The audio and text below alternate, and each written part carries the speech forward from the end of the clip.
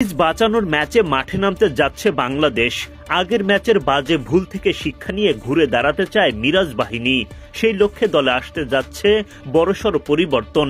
আস্থার প্রতিদান দিতে বারবার ব্যর্থ তাওহিদ হৃদয়।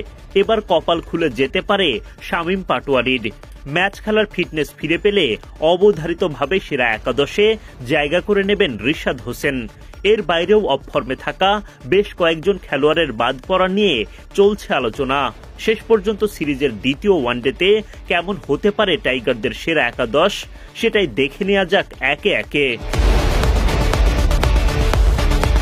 ভরাডুবির প্রথম ওয়ানডেতে ব্যাট হাতে দায়িত্বশীল ভূমিকা পালন করেন তানজিদ তামিম। আগের ম্যাচে 50 পাওয়া এই ব্যাটারের কাছে এবার প্রত্যাশা থাকবে আরও ভালো ইনিংসের। পারভেজ ইমন নিজের নামের প্রতি সুবিচার করতে ব্যর্থ হন, তবে আরও একটা সুযোগ পেতে পারেন তিনি। সেই সুযোগে যদি ব্যর্থ হন তবে নাঈম শেখ থাকবেন বিকল্প ভাবনায়।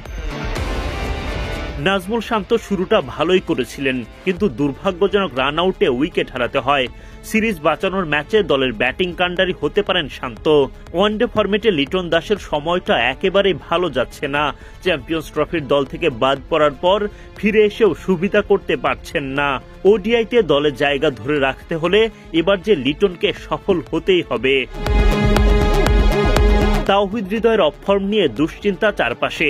লিটনের মতো তার ভাগ্যও সুতোয় ঝুলছে। হৃদয়ের নাম কাটা পড়লে দলে জায়গা পেতে পারেন শামীম পাটোয়ারি। অধিনায়ক মেহেদী হাসান মিরাজের কাঁধে বড় দায়িত্ব। অধিনায়কত্বের পাশাপাশি ব্যাটে বলে দলকে নেতৃত্ব দিতে হবে সামনে থেকে।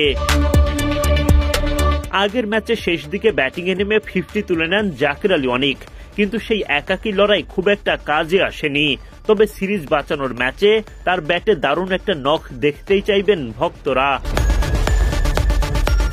সুস্থ হয়ে উঠলে রিশাদ হোসেন ফিরবেন তানভীর ইসলামের জায়গায়, আর পেস ইউনিটে দলকে নেতৃত্ব দেবেন তাসকিন আহমেদ। সাথে থাকবেন ডানহাতি তানজিম সাকিব ও বাঁহাতি মুস্তাফিজুর রহমান। শেষ পর্যন্ত একাদশ যেমনই হোক, সিরিজে সমতা ফেরাতে ম্যাচটা যে জিততেই হবে বাংলাদেশকে। শনিবার বাংলাদেশ সময় বিকাল 3টায় শুরু হবে লঙ্কা বাংলার দ্বিতীয় ওয়ানডে লড়াই।